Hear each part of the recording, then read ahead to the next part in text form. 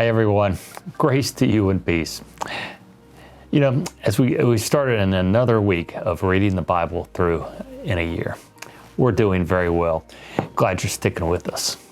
And there is good news as we start another week of reading. At least for a while, we are finished with many of the different commandments which we don't always understand. Of course, the bad news is that we begin the book of Joshua, and we actually are going to read about some ethical issues to look at. But, well, let me not get too far ahead. This is my command. Be strong and courageous. Do not be afraid or discouraged, for the Lord your God is with you wherever you go. That's Joshua 1:9.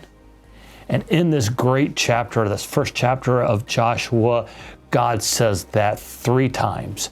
Be strong and courageous. Moses has died, and Joshua is the new leader. Joshua is following a legend. Moses had led the people out of Egypt, done amazing miracles, and stood in God's presence. Following in his footsteps had to seem almost impossible. It had to seem even worse than following Roy Williams at Carolina or Coach K at Duke, right? Well, but God gives Joshua assurance.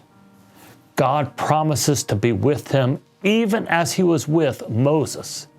And he says, be strong and courageous. You know, in our day, in our time, I think we need to hear those words. Be strong and courageous. There is war. There are injustices all around.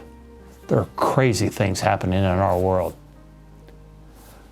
Through them, we are given a command and assurance. God says to us, follow my words and my ways, because I am with you wherever you go. The book of Joshua follows Joshua as he leads the Israeli army. When they follow God to the letter of the law, then God gives them victory. When they fail to follow God's commands, they lose. The people begin the process of taking the land that God had promised their ancestors. Well, as we read, there are certainly some ethical considerations, things we don't understand. And I'm not going to try to explain them, I'll be honest with you. I don't always understand them either. For example, we may ask, why does everyone have to be killed?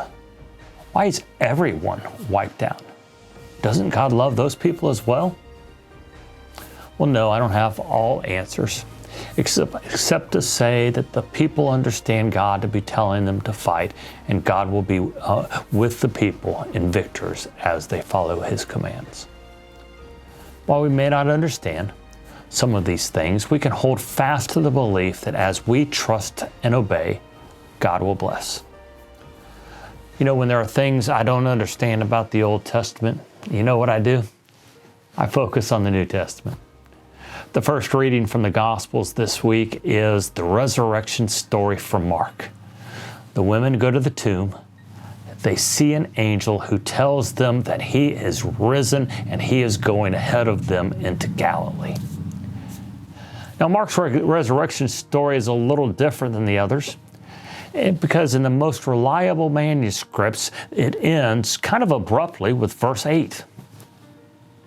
But most of our Bibles also contain a second resurrection story that most scholars are skeptical about.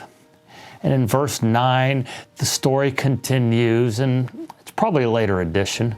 And it's kind of strange since it contains something we don't really like to hear, including handling poisonous snakes without getting killed. No, thank you. You know, I prefer to be reminded that the resurrected Jesus is constantly going ahead of me, constantly going ahead of all of us.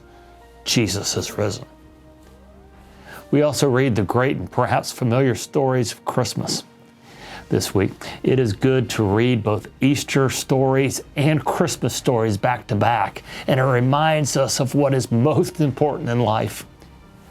Jesus came, Jesus lived, Jesus died, and Jesus rose again. And that proves God's love for us. When we are questioning, when life is confusing, when life is hard, I believe there's one thing to hold on to, and that is the truth of Jesus. We can be strong and courageous because Jesus was born, Jesus died, and Jesus rose again.